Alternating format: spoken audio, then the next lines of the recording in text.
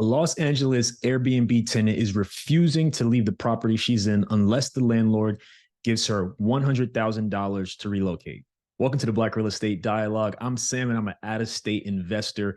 Before we get into this video, make sure you subscribe to the channel, make sure you like this video, and make sure you hit the notification bell so you can always know when I'm putting out a new video. So I'm going to break down the backstory of what's going on, some mistakes the landlord has made, and also some protections that the tenant actually has. Make sure you stay till the end. I'm going to share some tips that you can use to avoid a situation like this in the future. All right, let's jump right in. So this LA landlord started renting out this property to this tenant on Airbnb in September 2021. And the tenant was supposed to leave in March of 2022, but that is not what happened. The tenant has been living rent-free since then and has demanded $100,000 to relocate. So I'm going to pull up what his lawyer said. So his lawyer says she's a tenant from hell. If she's right, the theory is that if a landlord has something that isn't permitted, then you can stay in it rent-free forever. And then her lawyer said the landlord broke the law and tried to make money by renting out an illegal bootleg unit, her attorney Colin Walshaw told the LA Times. After he was caught, instead of doing the right thing, he has resorted to bullying, harassment, and the filing of frivolous lawsuits containing elaborate false stories, all in an attempt to cover his tracks. All right, so here are some mistakes that the landlord made. So the first thing is the unit, which is a guest house on his property in Brentwood, which is a super nice area in LA. He never received a certificate of occupancy. And so what that means is that it wasn't legal for him to rent the unit out. Therefore, he is in the situation he's in now. He ran into the wrong person who took advantage of him. The second mistake he made is he installed showers without pulling permits. So he wasn't permitted to install those showers. So that's 2 strikes against him. The third thing is he apparently extended the person's stay outside of Airbnb. So Airbnb pretty much made a statement and said, our hands are out of it. It's a third-party situation because whatever's going on happened outside of our platform. Here's the other thing. There are certain protections that this tenant has, being that they are in LA, and I'm going to talk about some of them. So the first one is something called the LA's Rent Stabilization Ordinance. So I'm going to pull up some information on that.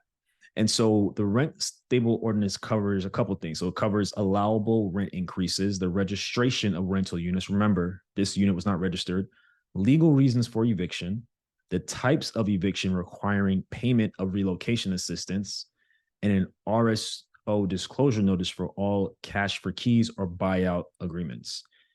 Interest payments on security deposits as well. So this tenant is covered under that. I'm not sure if the landlord knew that before. He probably didn't, based on how this has all played out. And the second thing is she's also qualified for what's called the LA's Just Ordinance Clause. So here's an overview of those protections. So the first one is tenants are protected at the end of their lease or 6 months after lawful occupancy. Landlords must have a legal reason to evict the tenant.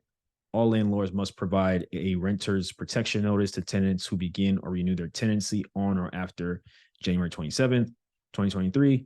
Tenant no-fault evictions require the payment of relocation assistance. Rental properties not subject to the city's rent stabilization ordinance that receive a rent increase greater than 10% within 12 months have the option to receive relocation assistance. The relocation amount is based on the bedroom size of the rental unit. All right, as you can see, there are a lot of laws in LA that protect the tenants. And so this is why it's important for you to know the laws, know the local laws wherever you invest. If you do not know the local laws and you are not abiding by the laws, you will get in trouble when you run into the wrong person, the wrong tenant who wants to take advantage of your ignorance. So always make sure you're in the know. And the other thing is consider investing in landlord-friendly states. California is not a landlord-friendly state by any means. And I just gave you an example of what it's like in LA, but there are cases all across the state with these crazy restrictions, having to pay relocation, all types of nonsense. So it's important for you to understand landlord-friendly states. And landlord-friendly states are states in which it is easy to enforce a lease. There aren't a bunch of restrictions on evicting tenants. There aren't a bunch of restrictions on rent increases and things of that nature. The ideal situation is to be in a state that lets you do business as a landlord.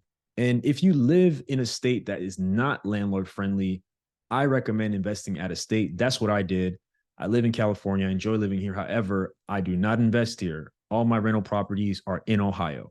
And again, if you're somebody who's in a state that's not landlord friendly and there's a bunch of restrictions and it's too expensive to invest, I recommend coming to my workshop that's starting November 1st. We're going to talk all about how you can buy your first out-of-state property. So I'm going to pull up on the screen right here. This is exactly what we are going to discuss. So we're going to talk about finding the right location. We're going to talk about assembling your team. We're going to talk about how to find and analyze properties and also creative financing strategies. You'll have homework after each session so that I know you're on track and you're going to implement the information. All right. So definitely click the link in the description or go to outofstatemoney.com/workshop to join. Other thing is, if you are planning to do a midterm rental or short-term rental and you're going through a platform such as Airbnb, if you decide to take it outside of the platform in order to perhaps save on fees, you want to make sure you have a strong lease in place. Don't just download something off the internet, have a lawyer look at it, have a lawyer structure it so that you're protected if that's what you decide to do. So a whole lot that we can learn from this situation. I say the biggest thing is just make sure you know the local laws where you want to invest at, because if you don't know these laws and you're not abiding by them, you could be in really, really big trouble. So make sure you stay on top of that. All right. Thank you all so much. And definitely make sure to like this video. Make sure to subscribe to the channel as well. And if you haven't heard about Fannie Mae's new 5% down program on multifamily homes, check out this video where I dive into all of the details, and I know you'll enjoy it. All right. Talk to you soon.